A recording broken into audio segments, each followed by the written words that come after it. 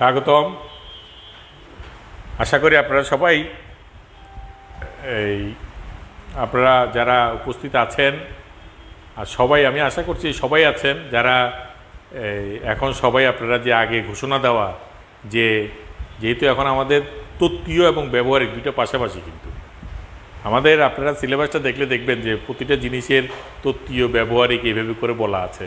তত্ত্বীয়টা হচ্ছে যে আমি একটু আগে বললাম না, পিগমেন্টের ক্ষেত্রে যে কোনটা ব্যবহার করতে করণ কৌশল, মাধ্যম, তারপরে এই উপকরণ, করণ কৌশল। তত্ত্বীয়তে কী থাকবে? তাহলে এখন আজকের বিষয় হচ্ছে আমাদের শিল্প মাধ্যম ও করণ কৌশল। এখানে বিষয় হচ্ছে শিল্প মাধ্যম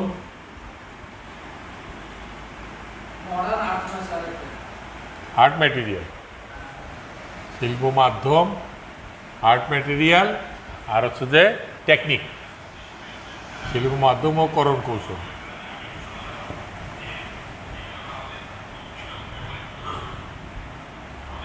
আর্ট ম্যাটেরিয়াল অ্যান্ড টেকনিক, শিল্প মাধ্যম ও করণ কৌশল। তাহলে এই জায়গার মধ্যে আমরা আজকে আসব।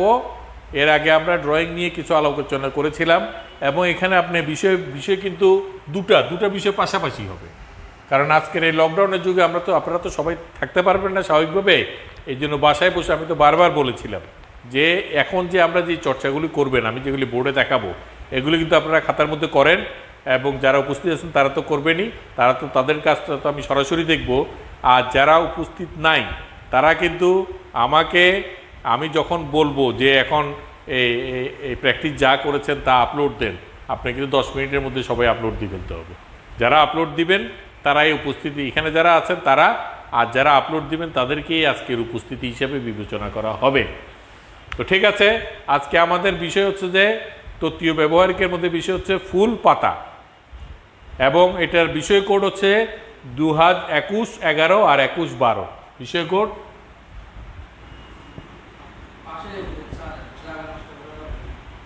বিষয় কোড হচ্ছে 21-11 ও 21-12, কারণ একটার সাথে রিলেটেড, এই জন্য দুটো বিষয়েরই ক্লাস এখন একসাথেই হচ্ছে।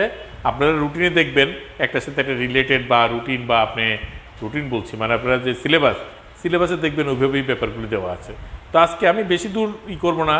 আপনি পাতা আঁকার ক্ষেত্রে বা ফুল আঁকার ক্ষেত্রে কোন জিনিসগুলি খেয়াল করবেন, আমি একবার বলেছিলাম না যে ড্রয়িংয়ের ক্ষেত্রে বাস্তববাদী রেখাচিত্র, যে বাস্তববাদী রেখাচিত্রের ক্ষেত্রে বিষয়বস্তুর ক্ষেত্রে আজকে করি বাস্তববাদী রেখাচিত্র, লাইট অ্যান্ড শেড ড্রয়িংয়ে কীভাবে আসবে, যে কিভাবে কোথায় গাঢ় লাইন হবে, কোথায় হালকা লাইন হবে, যেখানে আলো পড়ছে সেখানে হালকা লাইন, যেখানে আলো পড়ছে না সেখানে গাঢ় লাইন, এই জিনিসগুলি আপনাদের খেয়াল রাখতে হবে। আর বাস্তবে দেখলে আপনি একটা গাছের পাতা আঁকতে বললে আপনাকে আমি যদি বলি একটা কাঁঠাল পাতা আঁকেন, আপনি এইভাবে করে এইভাবে করে শিরা দিয়ে এরকম এঁকে ফেলবেন, এটা একটা কাঁঠাল পাতা এঁকে ফেলবেন।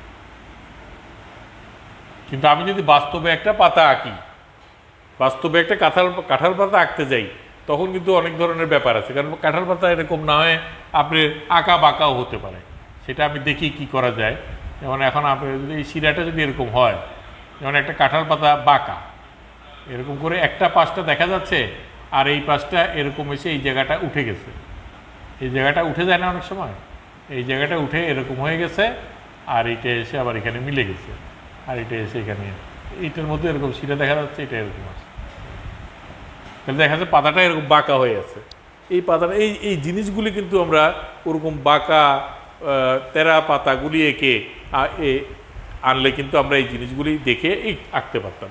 একটা ফুল যখন আঁকবেন, একটা ফুলের পাপড়ি কোথাও বটে আছে কোথাও বটে নাই, এই জিনিসগুলি মুখস্থ হবে না।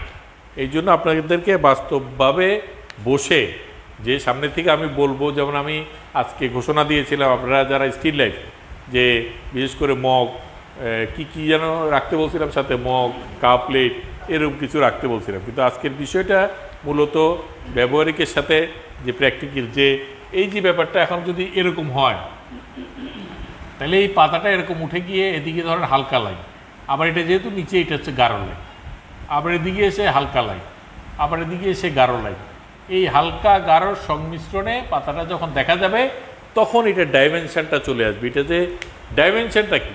ডাইমেনশন হচ্ছে একটা যে কোনো কিছু যে কোনো একটা বস্তু যে ত্রিমাত্রিক, এটা দৈর্ঘ্য আছে, প্রস্থ আছে, আবার এটা একটা জায়গা দখল করে আছে, এই জিনিসটা যদি বোঝা না যায় তাহলে কিন্তু এটা হবে না। শুধু দৈর্ঘ্য আর প্রস্থ, আবার এই ড্রয়িংটার সাথে এই ড্রয়িংটা কিন্তু অনেকটা 2 ডাইমেনশনাল, শুধু দৈর্ঘ্য আর প্রস্থ আছে এটা, কিন্তু আর এটা কিন্তু একটা বোঝা যাচ্ছে এটা একটা 3 ডাইমেনশনাল, যে এটা এরকম করে এসে এটা একটা জায়গা, এটা এরকম করে শুয়ে আছে, এদিকে একটা জায়গা দখল করে আছে, এই জায়গাটা একটা জায়গা দখল করে আছে এটা। তো এই জন্য 2 ডাইমেনশনাল এবং 3 ডাইমেনশনালের মধ্যে হারিয়ে দিল।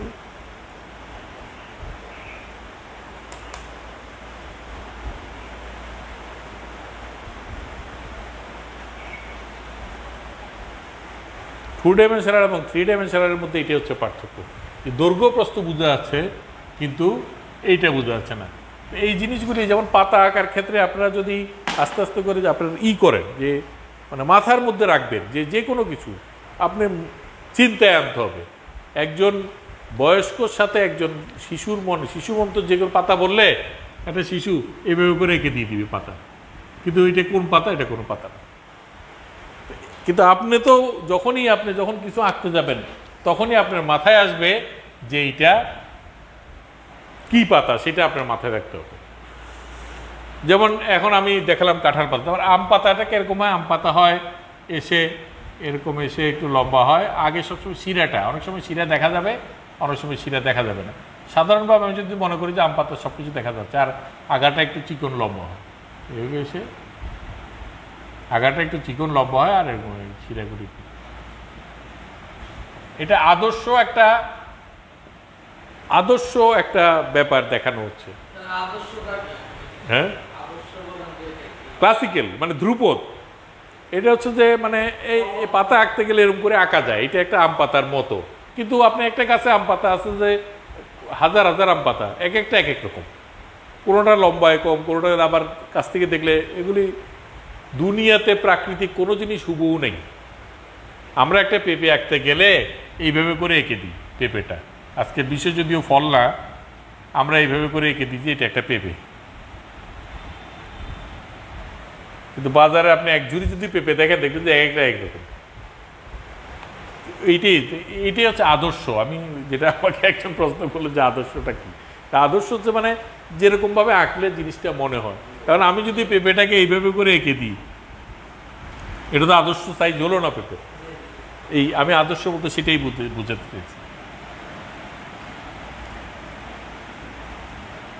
আপনি সেদিন গত ক্লাসে আমরা আম এবং পেঁপে নিয়ে আলোচনা করছি, ওইটা একটু ফরম্যাট, যেটা আমাকে অনেকেই বলেছে, আমাকে ফেসবুকেও বলেছে, যেটি আঁকার ফরম্যাট। আসলে আপনারা যেহেতু আপনাদেরকে আমি ফরম্যাটের ব্যাপারে উৎসাহিত করছি, কারণ ফরম্যাট দিয়ে আঁকলে কী হবে, জিনিসটা একটু বাচ্চারা শিখতে সোজা হবে, আপনারাও জানতে সোজা হবে। যেমন আমি যদি একটা আম একটু লম্বাটে হয়, আমি যদি এরকম একটা আয়তক্ষেত্রের মতো নেই, এখন আমি এটা থেকে তাহলে কীভাবে আমটা বের করব?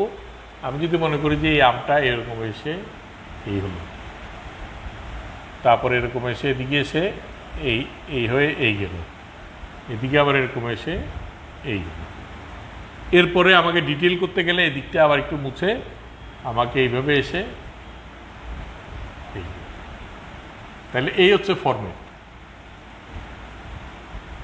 সব কিছুই কিন্তু স্কোয়ার ফর্ম থেকে, বৃত্ত থেকে, সব কিছু, একটা বৃত্ত থেকে একটা বৃত্ত বা একটা ওভাল, সার্কেল এবং ওভালের মধ্যে পার্থক্য আছে, এটা নিশ্চয়ই আপনারা জানেন। ওভাল হচ্ছে যে ডিম্বাকৃতি, এটা লম্বাটে গোল, আর সার্কেল হচ্ছে পুরা গোল। তাহলে ওভাল, একটা ওভাল থেকে আমটা আমরা দেখি যে আম অলওয়েজ ওভাল হয়, আম সবসময় ওভাল, একটু লম্বাটে হবেই, আবার সাধারণত একটু লম্বাটে হয়, কোথাও এদিকে প্যাটটা একটু বেশি হয়, কোথাও প্যাটে, এটা ডিমের মতো হয়ে গেছে। তো এইটার থেকে এখন আম বের করতে গেলে এটা ওভাল সাইজ যদি আঁকতে পারে, এই আমের দেখেন ওভাল সাইজ, কিন্তু আপনার এই জিনিসটা চেঞ্জ করে দিলে আম হয়ে গেল। আর যদি এরকমও কঠিন মনে হয়, আপনি এইভাবে ওভাল সাইজ দেওয়ার পরে এদিকটা যদি এরকম এঁকে নেন, আগে যদি এই জিনিসটা এঁকে নেন যে আমটা মূলত এরকম,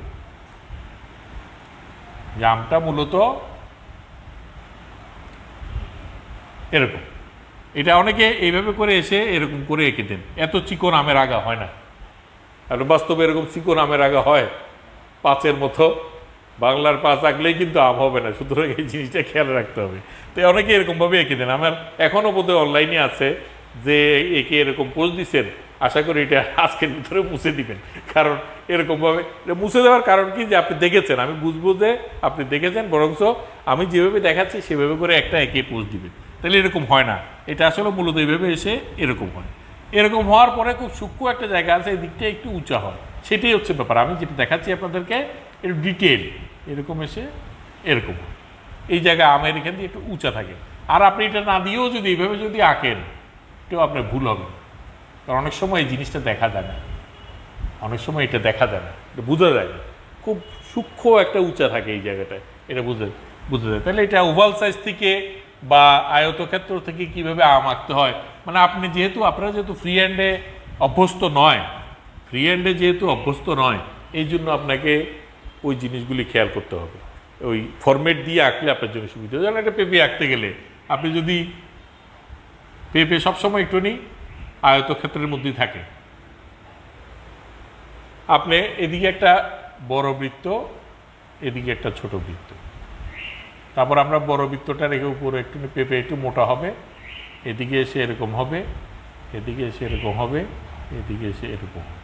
তো দেখা যাচ্ছে যে এই জিনিসটা একটু খেয়াল করলে, যে বড় বৃত্ত এবং এই ছোট বৃত্ত, এই ছোট বৃত্তটা এসে, হ্যাঁ, এই ছোট বৃত্তটা এরকম এসে এরকম হয়ে যায়। তো দেখেন পেঁপের আগাটা একটুখানি উঁচু থাকে এখান দিয়ে, এই জিনিসটা খেয়াল করবেন। আর আপনারা যখন ফরম্যাট করবেন, আপনারা তো অনেক লাইন দিবেন, আমি তো এখানে সিগনেচার পেন দিয়ে দেখাচ্ছি আপনাদের ক্লিয়ার দেখা যাওয়ার জন্য। আপনারা যখন পেন্সিল দিয়ে আঁকবেন, তখন কিন্তু আপনি হালকা রঙে অনেক কিছু, অনেক লাইন দিবেন, ফ্রি করবেন, হাতকে ফ্রি করবেন। আমি প্রথমে দেখাইছিলাম না, আমি প্রথমে আপনাদেরকে দেখিয়েছিলাম না, প্রথমে আমি যে প্র্যাকটিসগুলি দিয়েছি, যে প্রথম লাইনিং প্র্যাকটিস, এইগুলিতে এই ধরনের হাত ফ্রি করে ফেলতে হবে। এইভাবে করে ফরম্যাট দিয়ে পেঁপেটা আঁকা যায়। মানে একটা বড় বৃত্ত একদম ক্লিয়ার করে দিলে, একটা বড় বৃত্ত, একটা ছোট বৃত্ত, একটু অপেক্ষিত। তো বড় বৃত্তটার এখান দিয়ে এরকম এসে এখান দিয়ে একটু মুছে যাবে, বটাটা একটু মোটা হয়, এই বটাটা দেখা যাচ্ছে। আর এখান দিয়ে এসে এটা ছোটো বৃত্তের সাথে ঢেউ হয়ে মিশে যাবে, এটা তখন মুছে ফেলতে হবে, ভিতরের অংশটা মুছে ফেলে এরকম করলে কিন্তু পেঁপে হবে না। এখান দিয়ে এসে আপনাকে এখান দিয়ে একটু ঢেউ দিতে হবে, এই ঢেউ না দিলে এই পেঁপেটা এরকম বুঝে যাবে না। তো এইভাবে ফরম্যাট করে আপনি আঁকতে পারেন, এটা কোনো ব্যাপার না।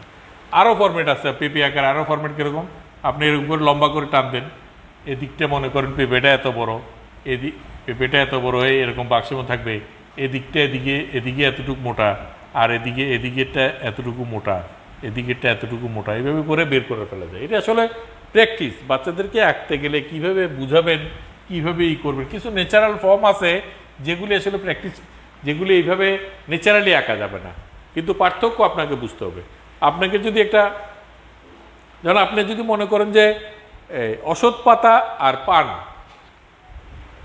এই দুটো একদম কাছাকাছি পাতা, কারণ আপনাকে যদি কাঁঠাল পাতা আঁকতে বলি, কিন্তু আপনি যদি এইভাবে করে যদি এইভাবে করে যদি এঁকে দেন কাঁঠাল পাতা, এইভাবে করে যদি এঁকে দেন, এটা কি হবে? এটা হবে না। এটা অবশ্যই বটাটা যেহেতু বড় আছে, অনেকটা পানের মতো, এটা পান এরকম করে এসে একটু পানটা একটু এরকম হয় পান। আর অশ্বত্থ গাছের পাতা হলে অনেকটা এরকমই, অশ্বত্থ গাছের পাতা। আমরা অশ্বত্থ গাছ আর বট গাছ কিন্তু অনেক সময় মিলিয়ে ফেলি, ঘুরে ফেলি, অনেকটা একই রকম, কিন্তু একটার বটা আছে বড়, কারণ স্রষ্টা জানতো এরা পাবলিকে চুন খাইতে হবে, তো পানের বটা দিয়ে চুন খাইতে হয় না, এই জন্য পানের বটাটা বড় রাখছে। আর অশ্বত্থ গাছের পাতা দিতে তেমন কিছু না। অশ্বত্থ গাছ দেখছেন আপনারা অনেকটা, হ্যাঁ, কেন বিল্ডিং এর মধ্যে এটা অসৎ কেন বলে? এটা সৎ না, কারণ এটা বিল্ডিং নষ্ট করে। গাছে বট গাছও উঠে, কিন্তু কম। বিল্ডিংয়ে বট গাছও উঠে, বট গাছের পাতা হচ্ছে মোটা, যেটাকে আমরা অনেকটা কাঁঠাল পাতার মতো দেখি, আর এই অনেকটা এইভাবে এসে কাঁঠাল পাতার মতো এরকম হয়ে যায়। বট পাতা অনেকটা এরকম, এবং ছোট ছোট একই রকম দেখতে, একই রকম বট গাছ। আর বট গাছ তো জানেনি বট গাছের অবয়বটা কিরকম, বট গাছের অবয়বটা কেমন, এই হচ্ছে আপনার একটু মোটা হয়, এরকম অনেক শিকড় থাকে, তারপর এখান দিয়ে অনেকগুলি ভাঁজ থাকে, কারণ বট গাছের কিন্তু বড় বড় 400-500 বছর আগের বট গাছের গোড়া কোনটা এটা কিন্তু খুঁজে পাওয়া যায় না, এদের গোড়া হারাই যায়। এরা এত বেশি পরিমাণে কি নামে বলে, বট গাছের ডাল থেকে ঝুল নামে না, একটা শিকড় নামে না বিভিন্ন রকম, হ্যাঁ এটাই কি যেন বলে। তো একসময় ছোট থাকতে আমাদের কাছে গল্প ছিল এই সমস্ত শিকড়ের নিচে নাকি গুপ্তধন আছে। আমরা অনেক সময় ছোটোখাটো মন্দির টন্দিরে গেলে পুরাতন দেখা গেছে বট গাছ দেখা গেছে ওদের শিকড় নামছে, ওইখানে কুড়ে টুড়েও দেখছি গুপ্তধন পাওয়া যায় কিনা।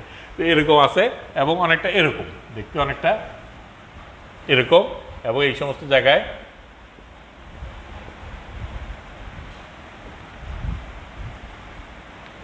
এটা আমাদেরকে ছায়া দেয়। বটগাছকে কেন্দ্র করে মেলা, বটগাছকে কেন্দ্র করে বাউল গানের আসর, তারপর বটগাছকে কেন্দ্র করে নদীর ঘাট, এগুলি আমাদের গ্রামে গঞ্জে। অসৎ গাছকে কেন্দ্র করে এরকম খুব কম। অসৎ গাছ সাধারণ গাছের মতো একটু মোটা টোটা হয়, আর পাতাগুলি একটু নিয়ে এরকম হয়, দেখছেন আপনারা। এটাও কিন্তু বট গাছের ক্যারেক্টারের মতো, কিন্তু এটার সাথে এটার পার্থক্য হচ্ছে এটা এরকম যে ঝুল নামে, অসৎ গাছে সেই ঝুলটা নামে না।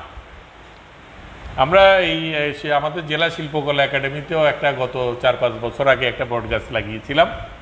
এটার মধ্যেও দেখি এখন গোড়াতে অনেকগুলি শিকড় এসে মাটিতে ঢুকে যাচ্ছে। মানে বট গাছ অলওয়েজ তার আলাদা করে তার জীবনযাপনের জন্য আলাদা করে, এগুলি মেমোরি থেকে যতটুকু আসে এগুলি পার্থক্যগুলি বোঝার চেষ্টা করবেন। তারপরে আপনি যেমন যেমন দেখেন পাতা ব্যবহারের ক্ষেত্রে আজকে হচ্ছে যে ক্লাস যে পাতা ও ফুল, তো পাতা তো শুরুই করলাম। তো পাতা আমি এর আগে আম পাতা দেখিয়েছি, কাঁঠাল পাতা দেখিয়েছি, বট পাতা বলেছি, তারপরে যেমন পান, এগুলির মধ্যে পার্থক্যগুলি যাতে বোঝা যায়, এবং পাতা ভাঁজ হলে কেমন হয়, ভাঁজ না হলে কেমন হয়, যেটা আমি কাঁঠাল পাতার ক্ষেত্রে দেখিয়েছি যে একটা পাতা এরকম পড়ে আছে, আপনি এই পাশ থেকে দেখছেন পাতাটা মাটিতে পড়ে আছে, কিন্তু পাতার একটা অংশ উঠে শুকিয়ে বটে গেছে। এই জিনিসগুলি কিভাবে করবেন, এই শুকিয়ে বটে গেছে এটা এরকম দেখা যাচ্ছে, তারপর এরকম এসে এরকম হয়ে গেছে, এটা এসে এরকম, তারপর এটা এরকম এসে এটা এসে ঠিক এরকমভাবে এসে এই যে শুকিয়ে যে বটে উঠে গেছে, এটা এখন এখানে বোঝা যাচ্ছে। এটা হচ্ছে পিছনের অংশ, নিচের অংশ, আর এটা হচ্ছে উপরের অংশ। এটা পাতা বটে উঠে গেছে, এই জিনিসগুলি কিন্তু আপনাদের বুঝতে হবে। ফরম্যাট দিয়ে গ্লাস আঁকার ক্ষেত্রে একটা ফরম্যাট আপনারা, আমি বিচ্ছিন্ন বিক্ষিপ্ত জিনিসটা কিন্তু ড্রয়িং, আমি আকারের ক্ষেত্রে বেশি, আমার যদি আগে আঁকাটাই যদি না শিখে, আকারটা কেমন সেটাই যদি না বুঝি, তাহলে তো আমি বাস্তববাদী রেখাচিত্র আমি করতে পারবো না। বাস্তববাদী রেখাচিত্রের মূল ব্যাপারটা কি, মূল দুইটা ব্যাপার, একটা হচ্ছে আকার আর একটা হচ্ছে লাইট অ্যান্ড শেড। রেখার লাইট অ্যান্ড শেড থাকতে হবে, এই দুইটা থাকলেই আপনি বাস্তববাদী। আপনি ড্রয়িংটা হচ্ছে যে চারুকলার প্রশিক্ষণের সরে অসরে ক এটা মনে রাখবেন। আপনি যদি আপনি তো সারা বছর ধরে এই যে 1 বছর যে আপনি এই কোর্সটা করবেন, আপনাকে অন্যান্য কাজের পাশাপাশি সিলেবাসের যে অন্যান্য বিষয় আছে এগুলি আমি এই ক্লাসটা শেষ করার আগে আপনাদেরকে যে আরেকবার ব্যাখ্যা দিব যে কোন বিষয়টা কি। গত ক্লাসের মধ্যে ব্যাপারটা বলছিলাম একবার, তো সবাই হয়তো অ্যাটেন্ড করতে পারছেন বা খেয়াল নেই, আমি ব্যাপারগুলো একটু ব্যাখ্যা করে দিব যে কোন বিষয়টা আসলে কী ধরনেরভাবে আসবে। যেমন একটু আগে আমি বলছিলাম লেটারিংটা কেন আসতেছে, আপনাদের কিন্তু ডিজাইনও করতে হবে। আর্ট পেপার পাওয়া যায়, এই আর্ট পেপারের মধ্যে তুলি দিয়ে সে আর্ট কলম দিয়ে এগুলো কিন্তু নকশা ডিজাইন এগুলো কিন্তু করার কিন্তু ব্যাপার আছে। তো এই ডিজাইন করার ক্ষেত্রেও আপনাকে ভূমিকা রাখতে হবে, কারণ ডিজাইনটা কারুও আমাদের বিষয়টা কি, আমাদের বিষয়টা চারু ও কারুশিল্প। আমি কারুশিল্প বলতে ক্রাফটস আর চারুশিল্প হচ্ছে ফাইন আর্টস, এই জন্য সাবজেক্টের নাম হচ্ছে আর্টস অ্যান্ড ক্রাফটস। এবং আপনি 6 to 9 পর্যন্ত যত চারুকারুর যে বই আছে ওখানে লেখা আছে চারুকারু, তার মানে আপনি শুধুমাত্র ফাইন আর্টস না, ওখানে আর্টস অ্যান্ড ক্রাফটস, মানে আপনাকে ক্রাফটস। হ্যাঁ,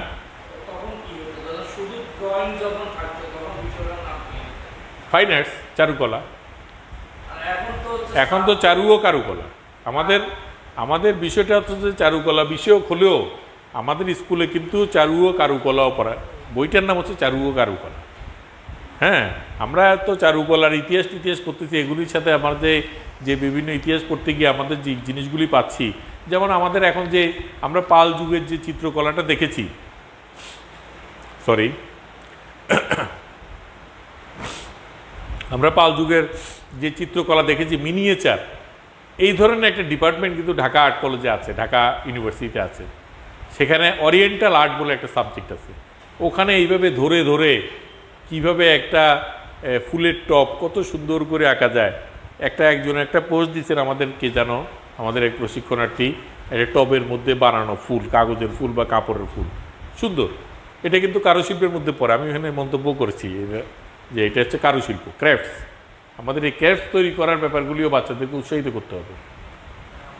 আমি তো বিভিন্ন সময়ে ক্রাফটসের জন্য আমি বাচ্চাদেরকে বাড়ির কাজ দিতাম, এবং এই বাড়ির কাজগুলিতে তারা খুব আনন্দের সাথে অংশগ্রহণ করত। এরপরে আসেন পাতা বলতে এইভাবে গেল, পাতাটা একটু বটে থাকলে কেমন হয় আমি বারবার দেখাচ্ছি, কারণ আপনারা কিন্তু এই জিনিসগুলি একটুখানি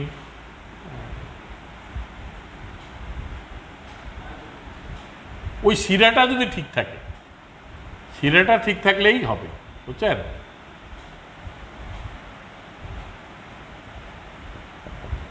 শিরাটা ঠিক থাকলেই এটা বোঝা যাচ্ছে না যে পাতাটা উল্টে আছে, যে পাতার এই অংশটা নিচের অংশ আর এটা উপরের অংশ, বোঝা যাচ্ছে না? ঠিক এই ধরনের ব্যাপারগুলি।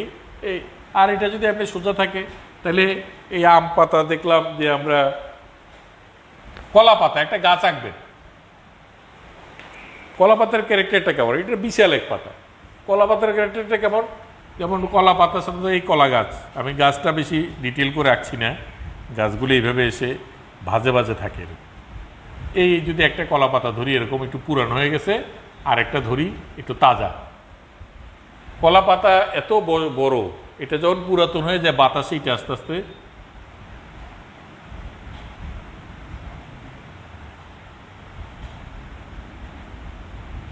এগুলো আপনারা যখন দৃশ্য আঁকবেন, কলা গাছ আঁকতে গেলে বা এই দৃশ্যগুলি বা কোথাও আপনি একটু দাগ দিয়ে দিবেন, এটা অনেক পুরানো হয়ে গেছে। আর যেটা একটু তাজা পাতা, সেটা এভাবে এসে একটু কম আর কি, পাতা ছেঁড়া আছে একটু কম ছেঁড়া,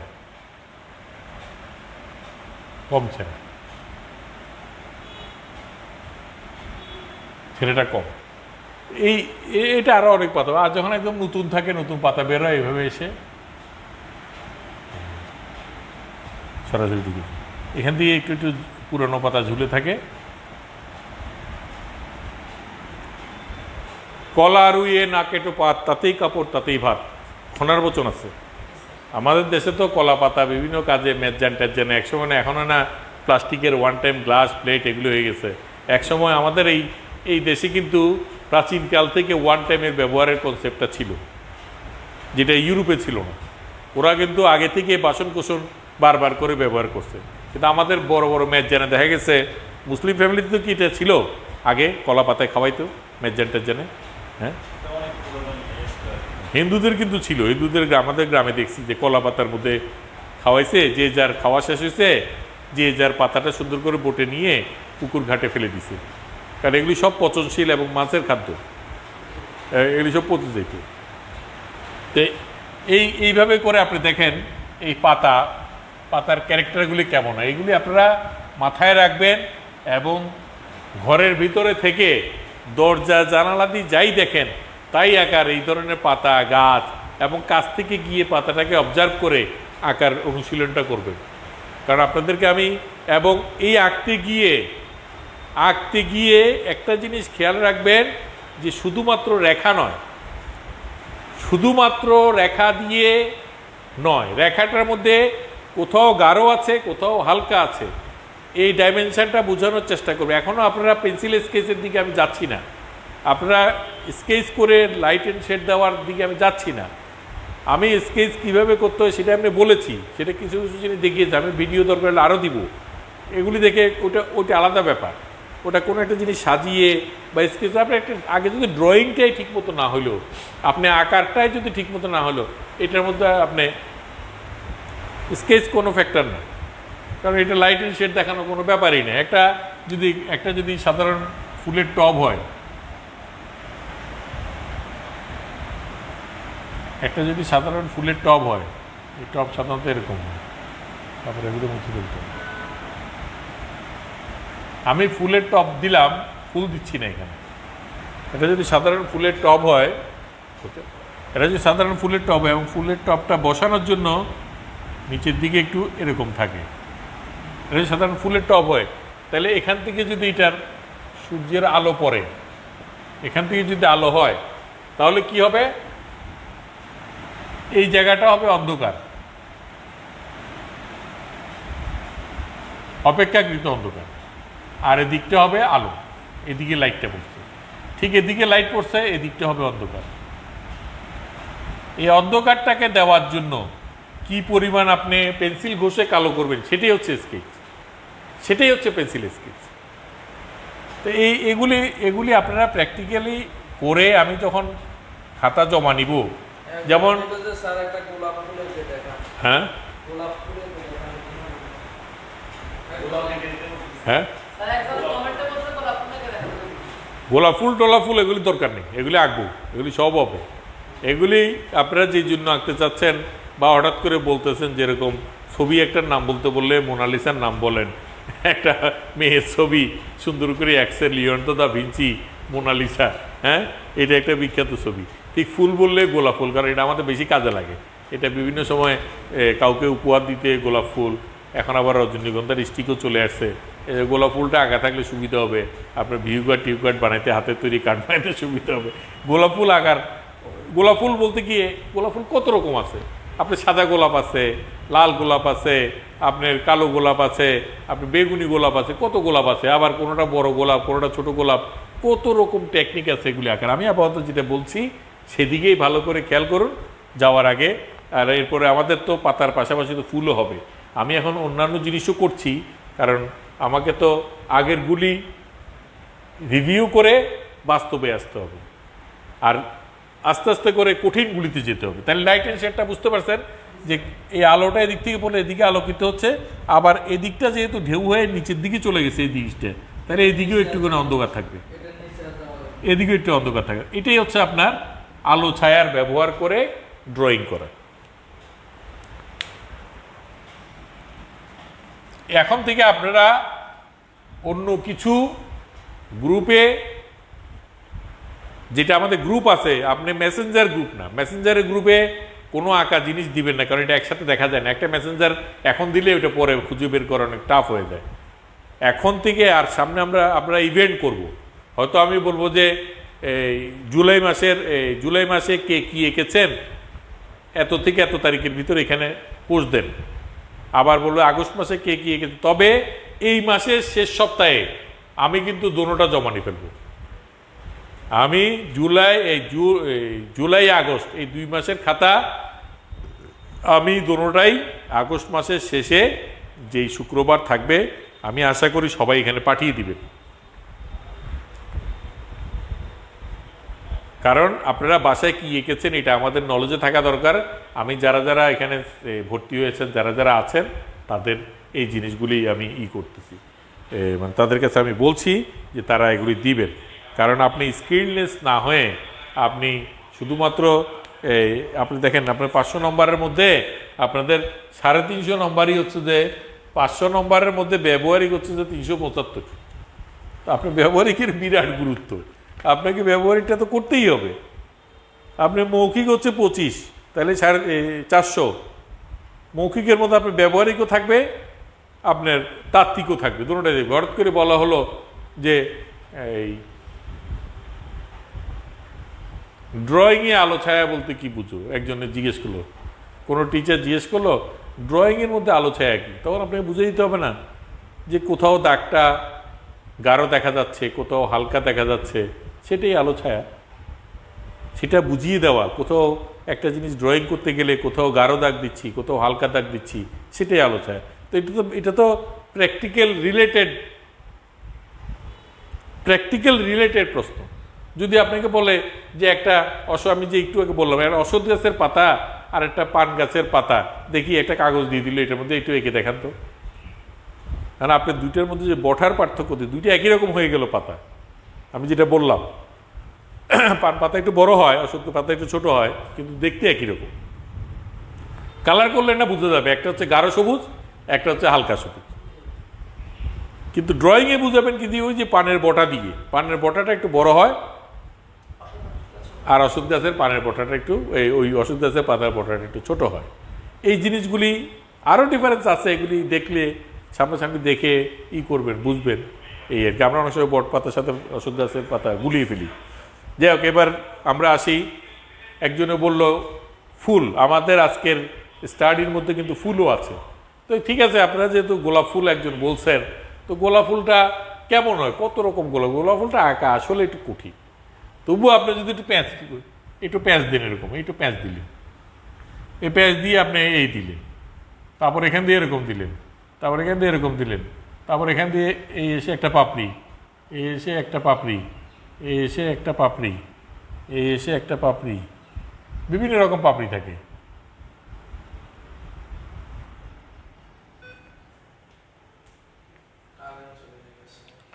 বিদ্যুৎ চলে গেছে না? পাপড়ি, এটা কি রেকর্ড হচ্ছে? এই পাপড়ি এইভাবে দিলে দেখা যাবে আপনার এই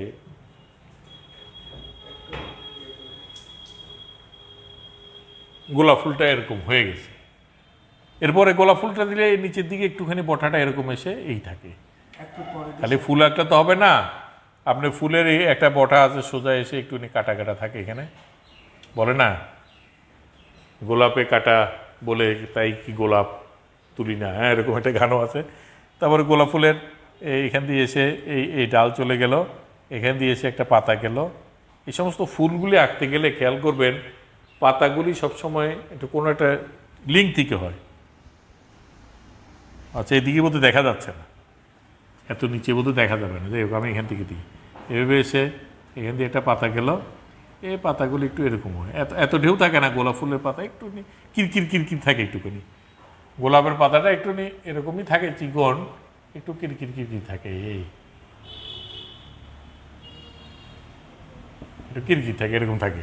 তারপরে এখান থেকে এরকম গেল, এখান থেকে উপরে গিয়ে এখান থেকে ধরেন একটা ফুল আঁকলেই তো হবে না, যে কোনো কিছুর সাথে একটা ভবিষ্যৎ জড়িয়ে থাকে। এই ফুলটা কোত্থেকে আসছে? একটা কলি, তাহলে গোলাপ ফুলের একটা কলি কীভাবে আঁকবেন? এইভাবে এসে এই, আর এই জিনিসটা কিন্তু গোলাপ ফুলের কিন্তু নিচে আছে ভিতরে। এটা যেহেতু আমি একটু সামনে থেকে দেখা, এই জন্য কিন্তু আমার এই জিনিসটা আর দেখা যাচ্ছে না।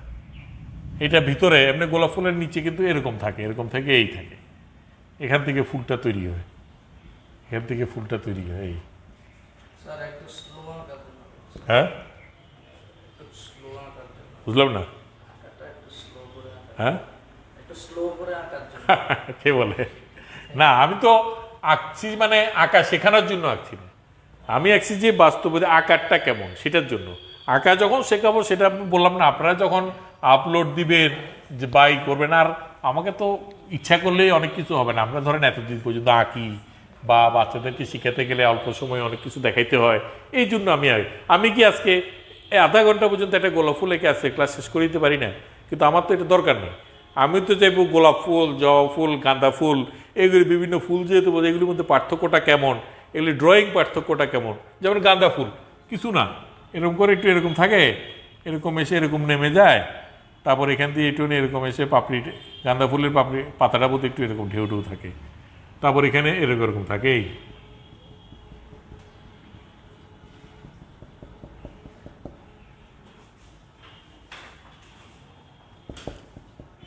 আর রিয়েলিস্টিক করতে গেলে একদম কোনো ফটোগ্রাফি দেখে ভালো মতন আঁকবেন, আরেকজনের আঁকা ছবি দেখে আঁকবেন না। এই ধরনের জিনিসগুলি যেগুলি আপনি বাইরে যেতে পারবেন না, আপনি ফটোগ্রাফি দেখে প্র্যাকটিস করুন। কিন্তু যেটা আপনার বাস্তবে দেখে আঁকার দরকার, আপনি সেটা আপনি কাপ, প্লেট, হাঁড়ি, পাতিল এগুলি ফটোগ্রাফি দেখে আঁকবেন না, কারণ এগুলি আপনার বাসায় আছে। আপনার যেগুলি বাসায় নেই, আপনাকে বাইরে যেতে হবে, সেটা আপনি ফটোগ্রাফি দেখে আঁকুন। আপনি একদম ক্লোজ একটা মোবাইলে একটা ক্লোজ এই গাঁদা ফুলের ছবি বা একটা গোলাপ ফুলের ছবি নিয়ে ওইটা দেখে দেখে আঁকুন, অসুবিধা নেই। এই জন্য এগুলি পাপড়ি কেমন, কি কেমন, অনেক রিয়েলিস্টিক করে কিভাবে কি করা যায় এগুলি দেখতে হবে। গাঁদা ফুল হলুদ রং, সাধারণত হলুদ রং থাকে, তারপরে গাঢ় গাঢ় গাঢ় হলুদ থাকে, একটু কমলা থাকে। আপনি গোলাপ ফুল কালো গোলাপও আছে, সাদা গোলাপও আছে, গোলাপি গোলাপও আছে, আবার লাল টুকটুকি গোলাপও আছে অনেকগুলো। কিন্তু গোলাপ ফুলের সাথে পাতা, কোন গাছের পাতা কেমন, আপনি যেমন ধরেন একটা আমাদের দেশে যেটা আমাদের নোয়াখালীতে আসতে যেতে দেখা যায় জবা ফুল। জবা ফুল কিন্তু সাধারণত ঝুলে থাকে, যেটা ঝুমকো জবা আমরা বলি, ক্লাসিক্যাল যেটা ধ্রুপদ জবা ফুল বলতে, যেটা এমনি তো জবা ফুল এরকমও আছে, যে এরকম এসে গাছের মধ্যে এরকম হয়ে থাকে, এই থাকে, তারপরে এরকম এসে এরকম থাকে, এখানে লাল থাকে, এরকম জবা আছে না কতগুলি গাছের মধ্যে, খালি এরকম জবা ঝুলে থাকে। কিন্তু আসলে জবা ফুল যখন আঁকবো তখন আমাকে চিন্তা করতে হবে কি, এই যেমন ধরেন আমি একটা, এখন আমি একটু আস্তে করে দেখাই, জবা ফুলটা এই মাঝখানে আরেকটা এরকম বৃত্ত দিলাম, এইভাবে করে আমি উপরের দিকে উঠে আসি এরকম জবা আঁকছি, বা একটু এই পাশ থেকে। তারপরে এই মাঝখানে এটা কি জন্য দিলাম, মাঝখানে এটা দিলাম জবা ফুলের পাপড়িগুলি এসে একটা জায়গায় ঢুকে যায় ভিতরে, তাহলে এইভাবে 5টা পাপড়ি থাকে। দেখুন এই ধরনের জবার 5টা পাপড়ি থাকে, 1 2 3 4, এই 5 করে দিলাম, 5টা করে দিলাম, এই ধরনের জবার 5টা পাপড়ি থাকে। এবার আমি এই মাঝখানে এটা মুছে দিই, এবার আমি এই লাইনগুলো মুছে ফেলি, মুছে ফেলে এগুলি আমার ভিতরে চলে গেছে, ভিতরে গিয়ে এখান দিয়ে এরকম হয়ে গেছে।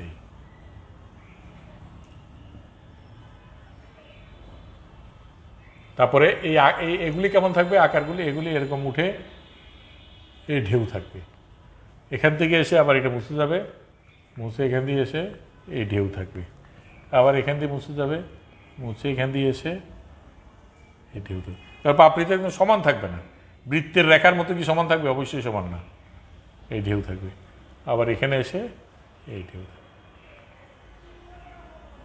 এই ঢেউ থাকবে। এই হচ্ছে যে আপনার দলটা আঁকলাম, মানে সকল পাপড়ি মিলিয়ে যেগুলি হয় সেটা আপনাদের বায়োলজি যারা পড়ছেন তারা দেখেছেন।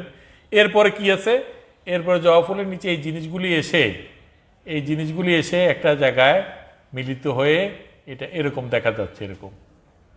আবার এখান দিয়ে এসে একটা জবা ফুলের এরকম একটা থাকে, এর ভিতর থেকে পাপড়িগুলি বের হয়, এখান দিয়ে এসে আরেকটা থাকে, এটা দেখা যাচ্ছে, এখান দিয়ে এসে আরেকটা থাকে। এরপরে এইখান দিয়ে এসে একটু উপর দিকে উঠে গেলে পাতাটা সাধারণত এরকম থাকে, জবা ফুলের পাতাটা এরকম থাকে। আমি কিন্তু বানিয়ে দিচ্ছি না, জবা ফুলের পাতাটা একটু এরকম থাকেই, এটা খেয়াল রাখবেন যে এরকম এসে একটু ঢেউ থাকে, তারপরে প্লেন থাকে, এরকম থাকে। তারপর এখান দিয়ে এসে একটা কলি যদি থাকে, জবা ফুলের কলিটা কেমন হয়, এইভাবে এসে এই কলি, জবা ফুলের কলিটা এরকম হয়, আমি এখানে যাচ্ছি না এদিকে। আরেকটা জিনিস থাকে যেটা ঝুমকো জবা বলি, আগার দিকে একটা এরকম করে একটা সুর বেরোয়, এখান থেকে ভিতর থেকে জবা ফুলে বেরোয়, এখানে এরকম পুনকেশর থাকে, এখানে আগায় হলুদ হলুদ বোটা বোটা অনেকগুলিই থাকে, হ্যাঁ। আর এখানে এসে 5টা, এটাকে বলে স্ত্রীকেশর। এই জিনিসটা থাকলেই এটা জবা ফুল হচ্ছে নাকি, জবা ফুল। হ্যাঁ, এটা একটু আগে আস্তে করে আঁকলাম যাতে সবাই, কারণ জবা ফুলটা কেন একটু এরকম করে আঁকলাম, এটাতে কিন্তু অনেক ড্রয়িং আছে, এটা অনেক কঠিন জিনিস। এটা যত না, যাই হোক কারেন্ট চলে আসছে, এটা যত না সুন্দর দেখতে তার চেয়ে তো আঁকাটা কিন্তু, এবং হুবহু আপনারা তো অনেকে আমার ছবি যে আঁকছি এটা দেখে দেখে আঁকছেন না, আপনি একটা বাসা থেকে জবা ফুল এনে টবের মধ্যে রেখে আঁকুন না, অসুবিধা কী আছে, সেভাবে প্র্যাকটিস করার চেষ্টা করুন।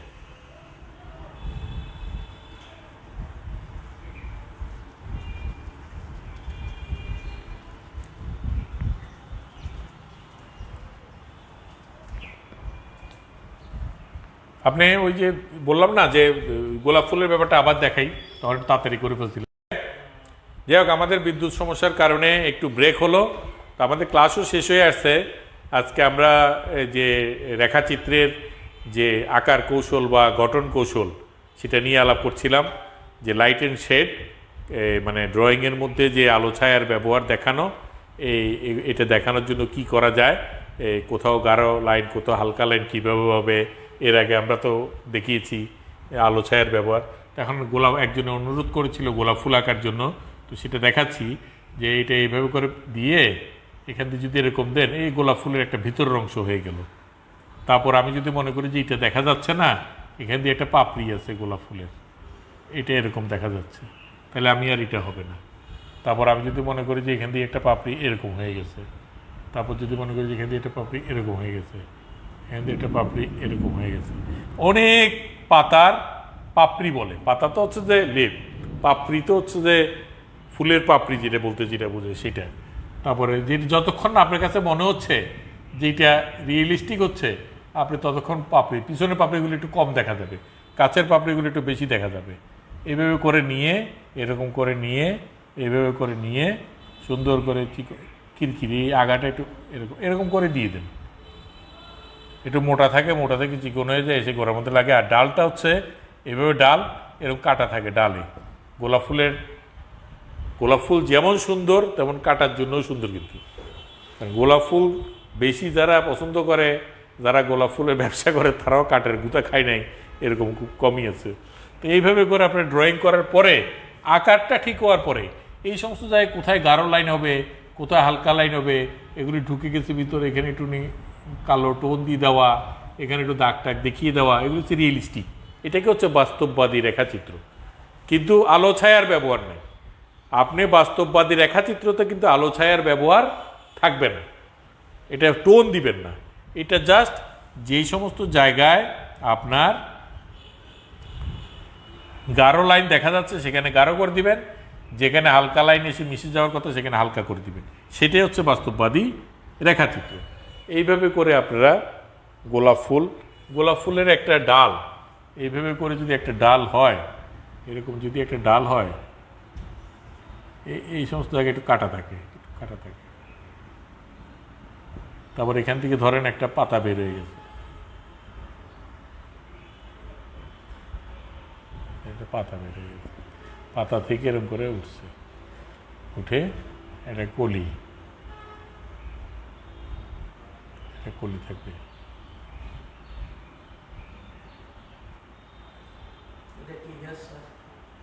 এই হচ্ছে যে পাতা থেকে একটা কলি বেরোচ্ছে। আর এই সমস্ত, এটার মধ্যে তেমন, বোটার মধ্যে তেমন কাটা থাকে না, কাটা থাকে এই সমস্ত জায়গায়, কাটার জন্য বিখ্যাত। আবার এখানে দিয়ে এসে একটা পাপড়ি, এই পাতা, একটু সুন্দর করে রিয়েলিস্টিক করে কীভাবে আঁকা যায় সেভাবে আপনারা আস্তে আস্তে করে প্র্যাকটিস, তাড়াহুড়ো করবেন না। আর বাস্তববাদী জিনিসটা দেখেই করতে হবে আপনাকে। তো ড্রয়িংয়ের উপরে আমাদের আরও হবে, ক্লাস হবে, কারণ ড্রয়িংটা একটা ইম্পর্টেন্ট। ড্রয়িং এবং স্কেচ আমরা এখানে দেখেছি যে এখানে বলা হচ্ছে যে ড্রয়িংয়ের উপরে, ড্রয়িং ব্যবহারিক 21, মাধ্যম উপকরণ প্রায় শেষ। আমার বলে দেওয়া হচ্ছে, কারণ আমরা এর আগে মাধ্যমটা কি জিনিস, তারপরে আপনার ওয়েল পেন্টিংয়ের মাধ্যম কি, ওইটাতে কি কি উপকরণ লাগে, কিভাবে করতে হয়, জলরঙের উপকরণ কি কি, এটা আমরা বলেছি, প্যাস্টেলের উপকরণ কি কি বলেছি। এরপরে যদি কোনো কিছুর উপকরণ এবং কিভাবে কাজ করতে হয় সেই ব্যাপারে যদি জানতার ইচ্ছা থাকে, আপনারা এই নেটে আপনারা গ্রুপের মধ্যে লিখবেন, ওই নিয়ে আমরা আলাপ করি। যে অনেক কিছু আছে না যেগুলি হয়তো আমাদের সিলেবাসে নাই, কিন্তু আপনার জানার ইচ্ছা যে এই ছবিটা আমি আঁকতে গেলে কিভাবে, একটা ওয়াটার কালার করতে গেছেন, ওয়াটার কালার পদ্ধতিতে ছবিটা মনে হচ্ছে নষ্ট হয়ে গেছে, কিন্তু ছবিটার অনেক জায়গায় সুন্দর, ওইটাকে কিভাবে ঠিক করা যায়, এই সমস্ত পিগমেন্ট, কালারকে স্থায়িত্ব করার জন্য কিভাবে, যেটা আমি বললাম যে পিগমেন্ট একটা বিরাট ব্যাপার, এই জিনিসগুলি।